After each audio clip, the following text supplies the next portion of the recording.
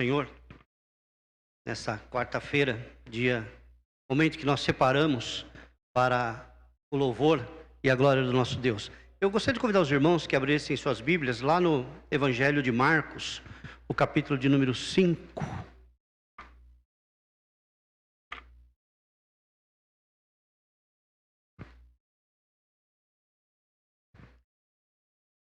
No último domingo, na escola dominical, nós falamos sobre Jesus acalma a tempestade.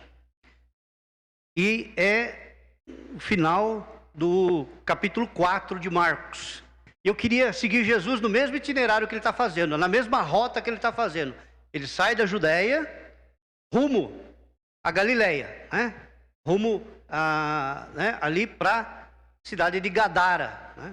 E ali, quando ele faz aquela travessia, dos 13 quilômetros da largura do lago da Galileia, ele vai em direção então a Gadara. E ali naquela travessia, onde acontece a grande tempestade, Às vezes a gente fala, mas não é uma coisa espiritual. Aquela tempestade, ela costuma acontecer mesmo. Por quê? Se a gente imaginar assim, ter uma ideia, da geografia do local ali, o Mar da Galileia, ele está envolto de montanhas. E entre uma montanha e outra, tem umas fendas, E o vento entra por aquelas fendas ali e canaliza, e ele vai direto ali para o Mar da Galileia. Então aquelas tempestades, elas eram comuns, Por isso que eles acreditavam ali que existiam monstros que moravam naquele mar ali da Galileia, Mas eram os acontecimentos. Então, uma dessas viagens, então, é que eles são alcançados por essa tempestade, e Jesus então faz um milagre ali de acalmar a tempestade. Bom, aí a tempestade passou, acabou, e eles vão rumo a Gadara. E o nosso versículo, nosso capítulo aí, capítulo 5, verso 1 diz: entrementes chegaram a outra margem, a terra dos Gadarenos, Então eles foram e atravessaram, chegando ali então, sãos e salvos em Gadara. E aqui é tão interessante, porque esse texto, esse capítulo, ele vai mostrar para a gente 3 obras que Jesus fez, 3 milagres que Jesus fez ali na terra dos Gadarenos. Os Gadarenos não eram judeus, Os Gadarenos, provavelmente eram mais gregos, Eles não eram semitas, Eles eram um povo que não adorava o Deus de Israel. Eles eram pagãos, eles eram politeístas, eles não acreditavam em Deus, o Deus de Israel. Então é ali que Jesus desembarca, e assim que ele desembarca, o texto no versículo 2 diz: ao desembarcar, logo veio dos sepulcros ao seu encontro um homem possesso de espírito imundo. O nosso texto, ele vai mostrar que assim que Jesus desembarcou, colocou o pé em terra firme ali, ele vem ao seu encontro um homem que estava possesso de um espírito imundo. Que esse homem então fazia a sua morada no cemitério, nos sepulcros ali da cidade de Gadara. Então ele vai ao encontro de Jesus. E o texto vai dizer, quem era esse homem? Como é que ele vivia? O texto diz: ele vivia nos sepulcros, e nem mesmo com cadeias alguém podia prendê-lo, porque tendo sido muitas vezes preso com grilhões e cadeias, as cadeias foram quebradas por ele, e os grilhões despedaçados, e ninguém podia subjugá-lo. Então ele estava sob a influência demoníaca, a influência de demônios. E ele andava sempre, de noite e de dia, clamando por entre os sepulcros e pelos montes, e ferindo-se com pedras. Além de estar naquela situação, provavelmente nu, todo machucado, um homem atormentado, de dia e de noite, e ficava gritando no meio dos sepulcros, no meio das sepulturas ali daquele cemitério. E ele se feria com pedras. Quando de longe viu Jesus, correu e o adorou. Ele reconheceu quem era Jesus. Olha só que interessante. Os pagãos, ninguém veio dar as boas-vindas a Jesus quando ele desembarcou ali, a não ser o demônio. Aquele homem estava possuído pelo demônio. E o texto diz que ele veio, viu Jesus de longe, correu e o adorou. E ele diz assim, exclamando com alta voz: que tenho eu contigo, Jesus, filho de Deus, do Deus Altíssimo? Conjuro-te por Deus que não me atormentes. Né? Ele reconhecia, ele sabia quem era. O demônio sabia, conhecia quem era Jesus. E ali, a única pessoa que vai ao encontro de Jesus ali era aquele homem, né? E Jesus lhe dissera: espírito imundo, sai desse homem. E ele perguntou: qual é o teu nome? Aí o espírito imundo, o demônio, ele responde: Legião é o meu nome, porque somos muito. Legião aqui, ele vai se referir, né, ao exército romano. Uma legião romana, ela era composta de 6.000 guardas. Então era muita gente que estava naquele corpo, né? Porque legião é o meu nome e somos muitos. Então, a legião tendo aí 6.000 homens, 6.000 guardas, né? A legião romana, a gente vê a quantidade de demônios que estava naquele homem. E rogou-lhe encarecidamente que não o mandasse para fora do país, né? Então ali é o primeiro milagre que Jesus faz ali. É um milagre de exorcismo, né? Ele expulsa o demônio da vida daquele homem. Ele traz libertação para aquele homem que viveu tantos anos possuído pelo demônio, se autodestruindo, né? Tendo uma vida completamente destruída diante da sociedade, diante da sua família, diante daquele povo. E esse milagre de Jesus, ele mostra claramente aquilo que Jesus pode fazer nos nossos dias. Porque nós estamos inserindo numa sociedade onde o demônio tem deitado e rolado.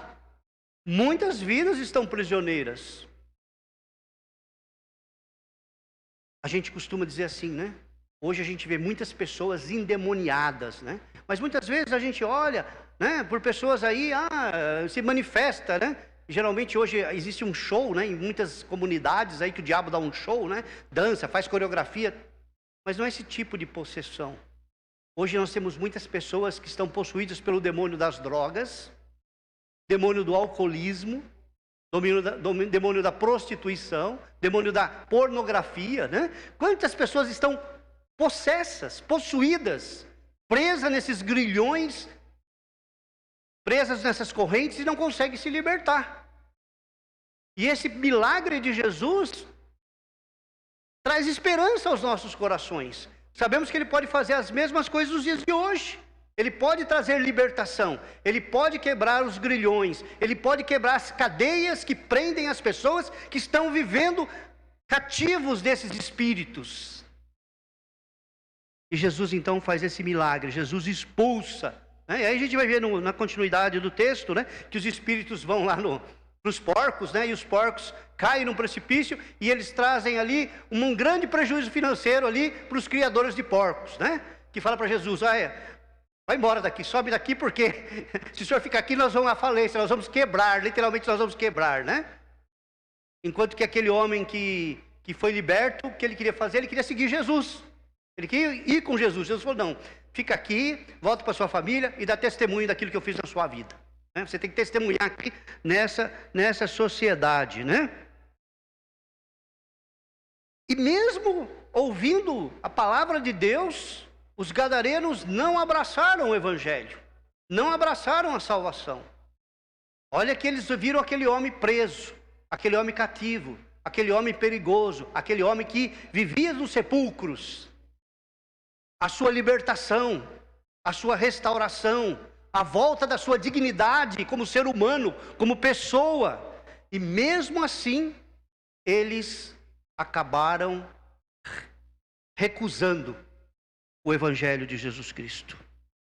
Então saiu o povo para ver o que sucedera. Indo ter com Jesus, viram o endemoniado que tiveram a legião, assentando, vestido, em perfeito juízo, e temeram, né? Olha como eles encontraram aquele homem. O texto diz primeiro que aquele homem ele era agitado, que ele vivia de noite e de dia correndo e gritando. Agora eles encontram com ele de que forma? Sentado, quietinho, não mais louco, não mais desvairado, não mais fora de si. O texto diz que ele estava em perfeito juízo. E eles temeram. Os que haviam presenciado os fatos contaram-lhes o que aconteceram aos endemoniados e acerca dos porcos. Eles não viram, aqueles homens eles não colocaram o foco naquilo que Jesus fez. Eles colocaram o foco aonde? No dinheiro, nos porcos, no prejuízo que eles tiveram. Então eles, olha assim, vai embora daqui, não fique conosco, porque o Senhor só vai trazer prejuízo para nós. O Senhor só vai fazer com que a gente perca dinheiro. Então, o Senhor saia, volte, vai para outro local, né? Então Jesus estava ali. Gadara, agora ele vai para uma outra cidade, né? Ele vai para Cafarnaum, né? Que é tudo próximo, né? E ali então vai ter mais um milagre que Jesus faz. Quando Jesus está indo, vem um homem ao encontro de Jesus, que é Jairo. Jairo era o principal da sinagoga. Ele era o presidente da sinagoga, né? A sinagoga, ela tem um conselho. E aí o conselho não é, o presidente do conselho não é o rabino, mas é alguém que preside, né? E ali no caso era Jairo que presidia o conselho da sinagoga ali daquela cidade, né? E ele vai ao encontro de Jesus e vai clamando, ele vai pedindo. Quando ele vê Jesus, o texto diz que ele se prostrou aos seus pés, no versículo 23, né? Versículo 22 e 23, e insistentemente lhe suplicou: minha filhinha está à morte, vem, impõe as mãos sobre ela para que ela seja salva e viverá. Jesus foi com ele. Olha só que sendo um judeu da linha farisaica, porque ele era um dos principais da sinagoga, ele presidia a sinagoga, ele não era um judeu comum. Era um judeu que não cria no Messias, porque o judeu estava esperando o Messias, espera até os dias de hoje. Mas ele reconheceu em Jesus. E ele também, assim como o gadareno fez, né, o endemoniado gadareno fez, ele também, né, prostrou-se aos seus pés e clamou para que Jesus curasse a sua filha. E Jesus então, ele pega aquela comitiva com Jairo e ele vai rumo à casa de Jairo. Só que naquela ida, uma multidão segue a Jesus. E antes que o milagre da filha de Jairo acontecesse, nesse meio tempo, acontece um outro milagre. Entre um milagre e outro vai acontecer outro milagre, que é a cura de uma mulher enferma, né? Que começa ali no verso de número 24. Grande multidão seguia e comprimindo. Aconteceu que certa mulher, que havia 12 anos, vinha sofrendo de uma hemorragia. Aqui a gente, pelo que o texto diz, dá para entender, pelos dias de hoje, que aquela mulher, ela sofria de um câncer ginecológico, né? E aquilo, ela tinha uma hemorragia, seja um câncer de útero, um câncer de ovário, um câncer nas trompas. Ela tinha um câncer na área ginecológica. E ela tinha uma hemorragia. E ela havia padecer a mão de vários médicos, tendo despendido tudo quanto possuía, sem contudo nada aproveitar antes, pelo contrário, ainda pior.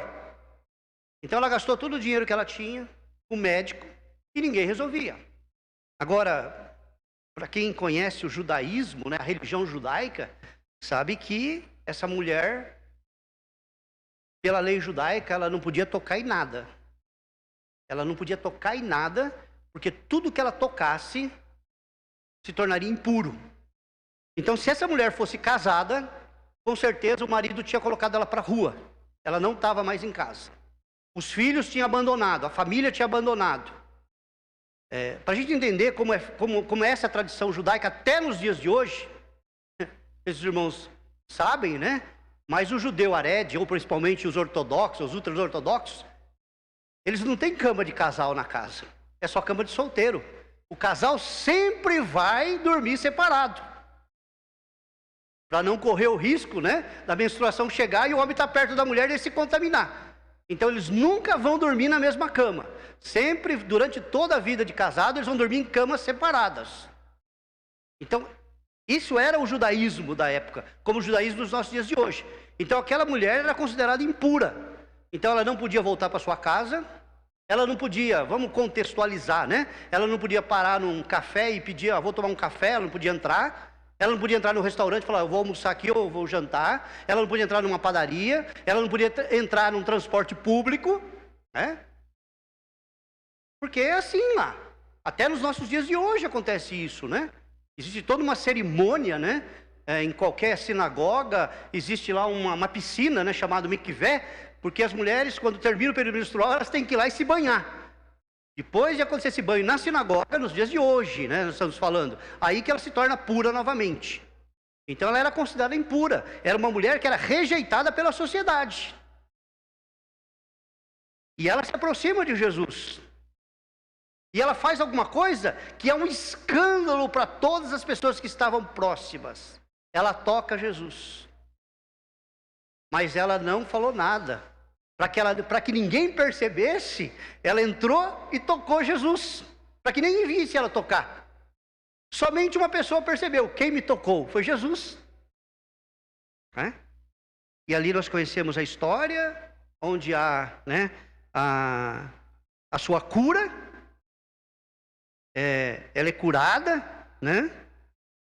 Porque ela sabia, né? Ela tinha ouvido falar de Jesus. O verso 27 diz, tendo ouvido a fama de Jesus, vindo por trás dele, por entre a multidão, tocou-lhe a veste. Porque dizia, se eu apenas lhe tocar as vestes, ficarei curada.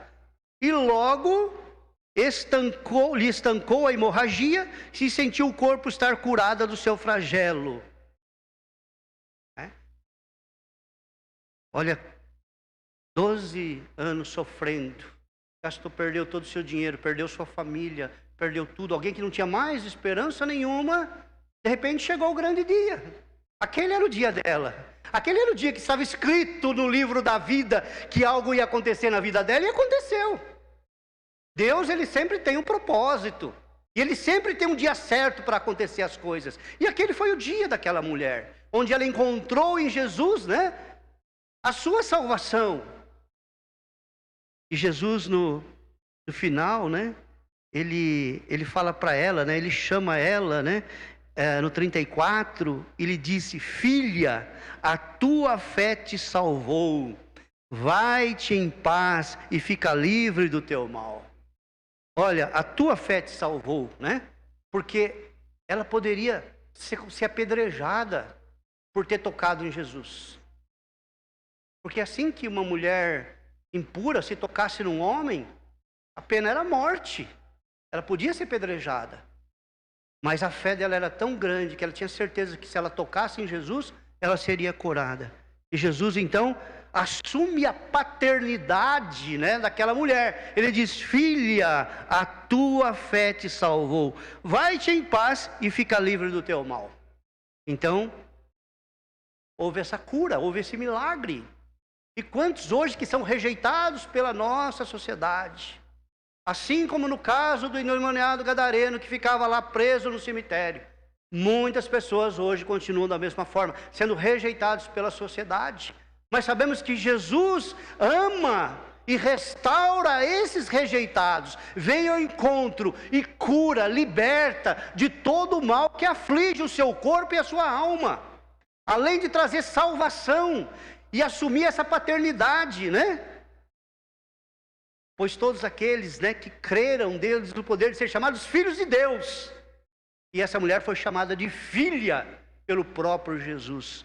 A tua fé te salvou, vai-te em paz. É isso que Jesus quer fazer na vida de muitas pessoas. É isso que Jesus fez na vida daquela mulher.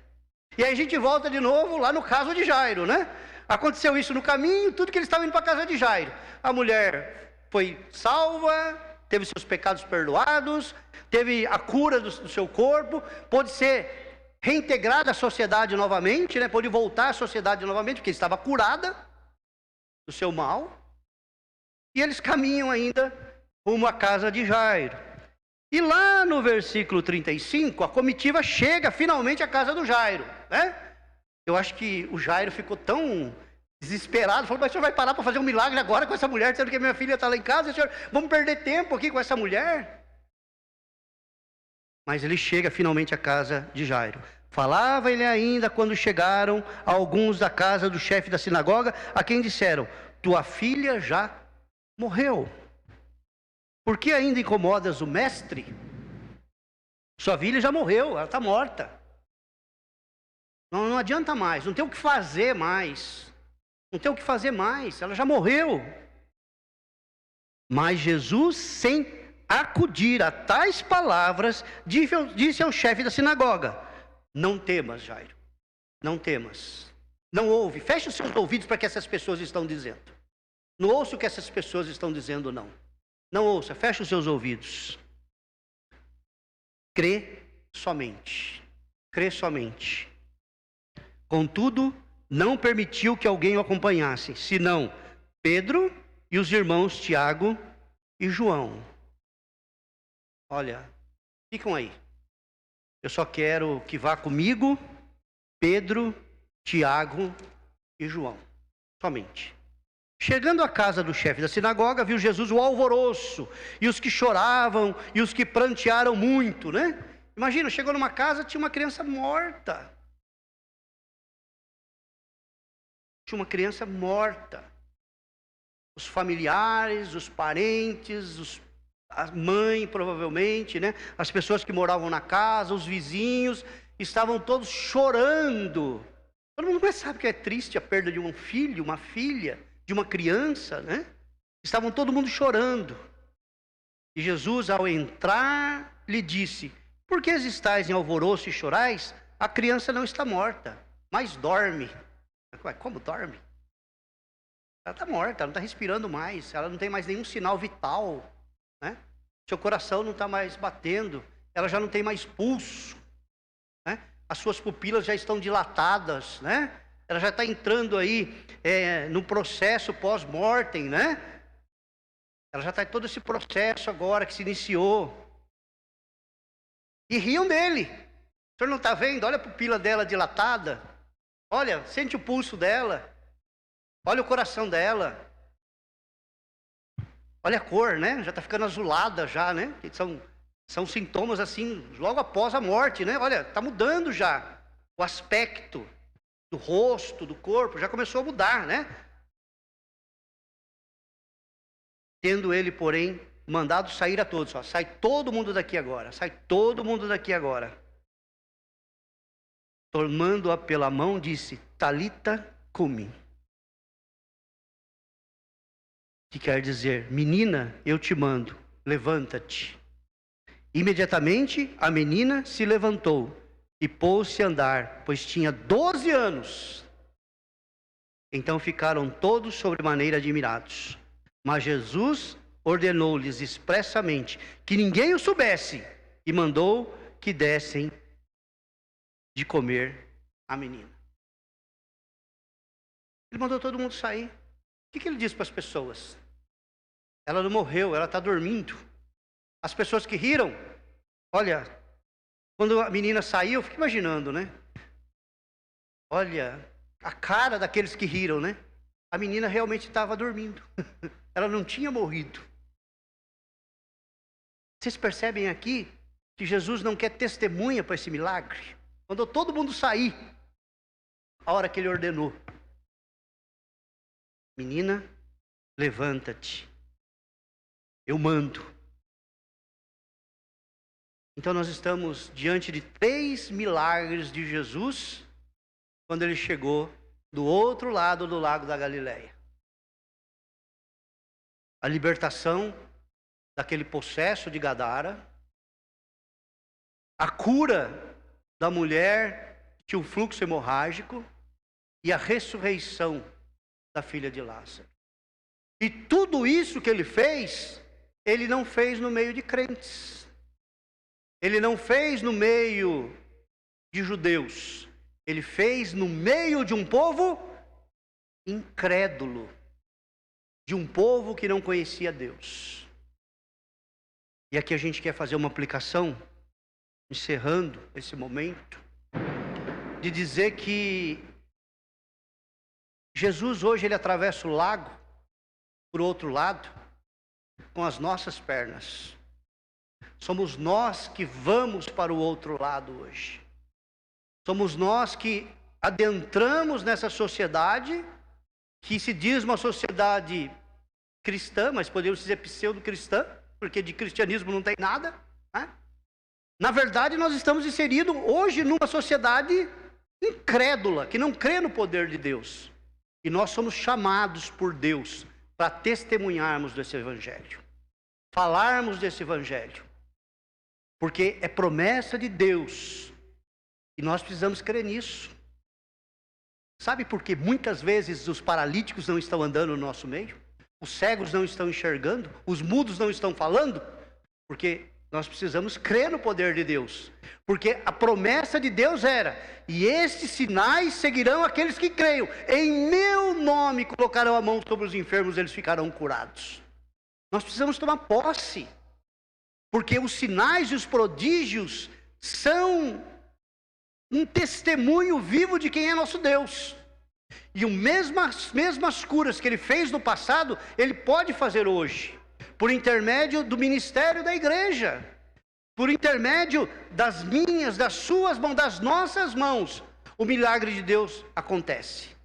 Basta que tenhamos essa disposição de estarmos falando e indo fazendo a obra do Senhor. Qual é o nosso mar da Galileia? Às vezes nós estamos lá ainda no meio da tempestade, com medo. Nós não conseguimos atravessar na outra margem. Nós não passamos de nível. E nós estamos ali ainda lutando com o vento e com as águas que estão enchendo o nosso barquinho. Nas nossas reclamações, nos nossos problemas, né?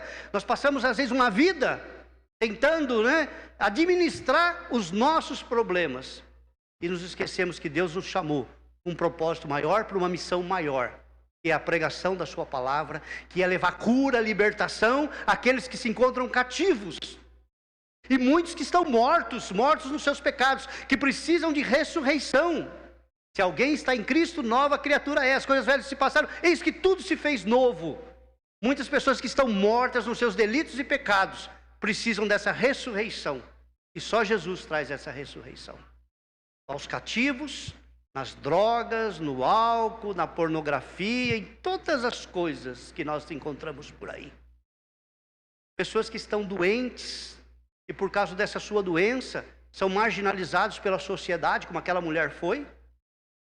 E muitos que estão mortos e que a gente já enterrou em vida essas pessoas. E Jesus olha para a pessoa que nós enterramos em vida e fala: não morreu, apenas dorme. Ele precisa ser despertado desse sono através do milagre da ressurreição. E a palavra de Deus é que traz ressurreição. O poder de Deus é que restaura a vida das pessoas. Que o Senhor nosso Deus nos abençoe e faz-nos como igreja que atravessa o mar da Galileia, levando a mensagem do Evangelho, levando cura, levando libertação, em nome de Jesus. Amém? Amém. Senhor, nós